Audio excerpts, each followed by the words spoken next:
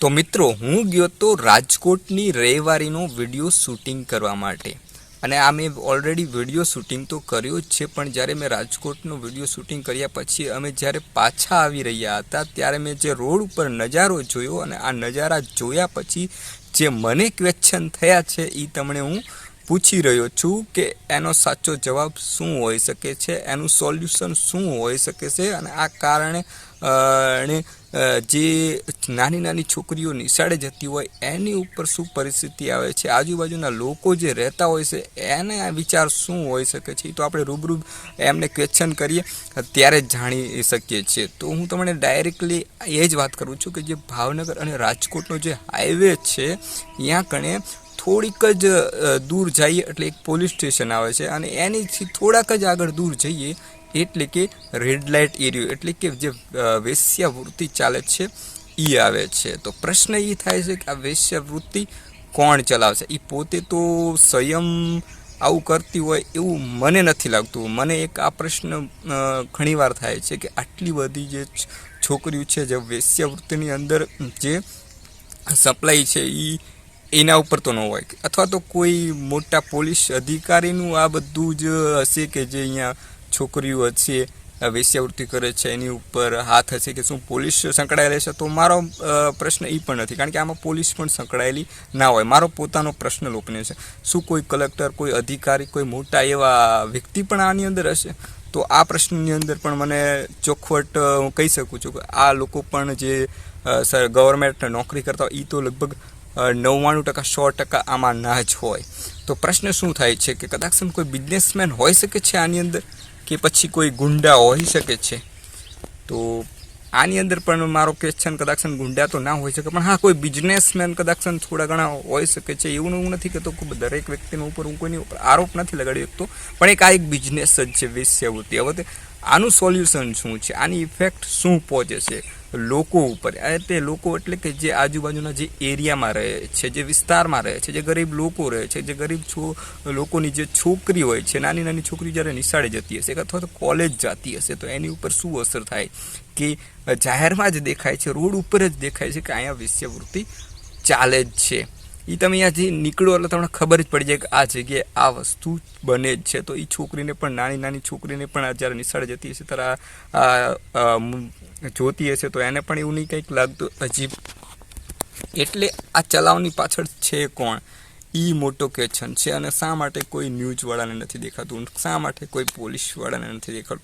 હવે મારે કોઈ એવો મુદ્દો નથી કે ભાઈ આને હું ટાર્ગેટ કરું છું કે આવું ના હોવું જોઈએ, પોતાનો મામલો છે, પણ આ ચલાવે છે કોણ એ મોટો એક પ્રશ્ન થાય છે। અને આ જે ચલાવવાને પાછળ જે વેશ્યાવૃત્તિ થઈ રહી અને આ વેશ્યાવૃત્તિના જે પ્રશ્ન છે એનો સાચો જવાબ તો કદાચ કોઈ વેશ્યા જ આપી શકે છે, એટલે કે હું એની રિસ્પેક્ટ કરું છું। એટલે કે કોઈ છોકરી જ અથવા કોઈ સ્ત્રી જે આની અંદર આ દેહ વેપારની અંદર જે સંકળાયેલી છે એ જ કદાચ આપણને સાચો જવાબ આપી શકે કે તારા માટે આ પરિસ્થિતિ આવી કેમ, શા માટે તારે આ કરવું પડ્યું, શું તારી મજબૂરી છે કે શું તને કોઈ ક્યાંથી ઉપાડીને લાવ્યા છે, અથવા તો કોઈ આવી રીતના કોઈ નાની નાની છોકરીઓને લાવે છે અને પછી ટ્રેનિંગ આપે છે કે શું છે? એ માહિતી તો કદાચ તેમની પાસેથી જ આપણે મળી શકે, તેમની આપબીતી આપણે જાણીએ, તેમની જોડે ચર્ચા કરીએ, વાતચીત કરીએ અને એ ખુલ્લા દિલથી એની જે સાચી વાત છે એ આપણી સાથે શેર કરે તો જ જાણી શકીએ છીએ। બાકી મને આ વસ્તુ ગલત લાગી કે ભાઈ એને રોજગાર આપો, એને એમના માટે કંઈક એવું ખોલી આપો કે જેથી આ ધંધામાંથી બહાર નીકળીને પોતાની જિંદગી એક સ્વતંત્ર જીવે અને બીજા ઉપર પોતાનો દેહ વેપાર કરવાથી બચે અને પોતાનું જીવન એક સુંદર બનાવે। બસ મારું તો આટલું કહેવું છે, બાકી હું કોઈ ઉપર ટાર્ગેટ નથી કરતો કે કોઈને ને આની અંદર કોઈ બીજી ઝંઝટમાં પડવા નથી માંગતો। ખાલી એટલું જ કહું છું કે દરેકનું જીવન સુંદર બને, દરેક છોકરીનું જીવન સુંદર બને, અને જે આજુબાજુમાં જેટલી છોકરી અહીંયાથી નિશાળે જવા માટે નીકળે છે, કોઈ કોલેજ જવા માટે નીકળતી હશે અને કદાચ એની પ્રેમ કરી લીધો અને પછી આ બધું જોતી હોય ને કદાચ ગલત રાસ્તે જતી રહે તો એ મા બાપ માટે બહુ જ મુશ્કેલીનો સમય બની શકે છે। બસ મારા તો આજ એક મેસેજ દેવો છો। તમને શું લાગ્યું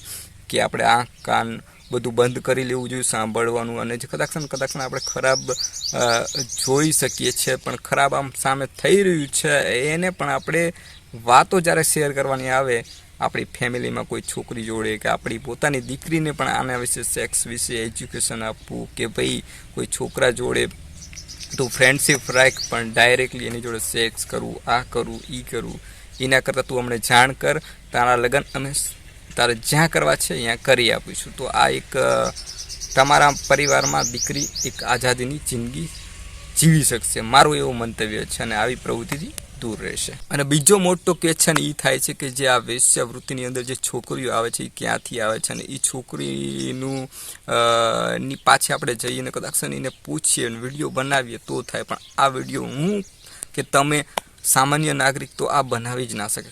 કદાચ હા કોઈ ન્યૂઝ ચેનલ જે વેશ્યાવૃત્તિ કરે છે એ છોકરી પાસે જઈ શકે છે કે ભાઈ તારો પ્રોબ્લેમ શું છે, તને શું તને આ વસ્તુ ગમે છે કે તને ક્યાંથી લાવવામાં આવી છે, શું છે, આ પૂછી શકે છે. પણ બધા જ જાણે આપણે આંખ કાન નાક બધું જ બંધ કરીને બેઠા હોય એવું લાગી રહ્યું છે, અને ન્યૂઝ ચેનલ પણ જાણે આને એકદમ ઇગ્નોર કરી રહ્યું હોય એવું લાગે છે. પણ જે આજુબાજુના જે લોકો રહે છે એનું પણ આપણે જાણી શકીએ છીએ. પણ મારી પાસે એવો કોઈ ટાઈમ નહોતો કે હું કોઈ શેરીમાં જઈને અને કદાચ મને એવું લાગે છે કે આ જે વાત છે એ કરવામાં લોકો પણ ગભરાતા હશે કે આવી વાતો કરવી ખરાબ થઈ રહ્યું છે એ નથી જોતા. પણ જો કદાચ આપણે આ વાત કરવાની, જો આ મુદ્દા ઉપર વાત કરવાની કોશિશ કરશું ને તો લગભગ 99% ફેસ ટુ ફેસ તો ક્યારેય વાત નહીં કરે.